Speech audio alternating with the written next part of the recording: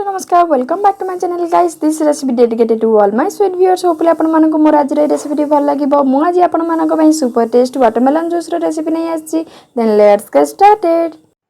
सर्वप्रथम watermelon juice बनबा पई मु एटी गोटे ब्लेंडिंग जार को नै जाइछि एवं वाटरमेलन को बहुत छोट छोट पीस करके काटि नै छि। आपण जदी चाहबे यार मंजी को बाहर कर नेबे जदी आपण चाहबे मंजी को मध्ये रखि पारंदी काईना हम या को छानला बेले मंजी मध्ये बाहर जीवो।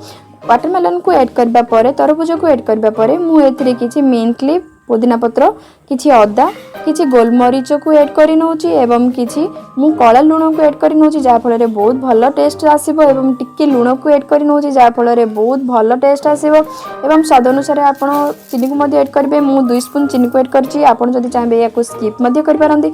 वर्तमान या को गोटे बहुत भलो से ग्राइंडिंग करनबा देखंतु हमर वाटरमेलन जूस रो ग्राइंडिंग प्रस्तुत हो सारी आपण पाखे जदि जूस स्ट्रेनर अच्छी ताले आपण ता द्वारा या को स्ट्रेन कर परिबे किंतु मु एठी टी स्ट्रेनर द्वारा या को स्ट्रेन कराउची जा फल रे मोर सब खदड़ा अंश बाहरी जीवो एवं केवल जूस अंश ही रहइबो एवं पीबा पई बहुत भल लागिबो। देखंतु एई बडी भाबरे स्पून सहित एई बडी भाबरे प्रेस करि नेबे एवं परे देखिबे आपनकर वाटरमेलन रो जूस प्रस्तुत हो सारी खदड़ा अंश को बाहर अलगा रखि नेबे एवं एई बडी भाबरे पुदीना पत्र एवं वाटरमेलन रो पीस सहित या को डेकोरेट करि परिबे। या को आपण खरा दिन रे जे कोनसी टाइम रे या को पी परिबे जा फल रे हमर हेल्थ बहुत हेल्दी एवं हाइड्रेट रहइबो एवं पीबा को मध्ये बहुत भल लागिबो। आपण मध्ये या को घरे बनांतु एवं बहुत एन्जॉय करंतु। Thank you for watching guys, see you soon.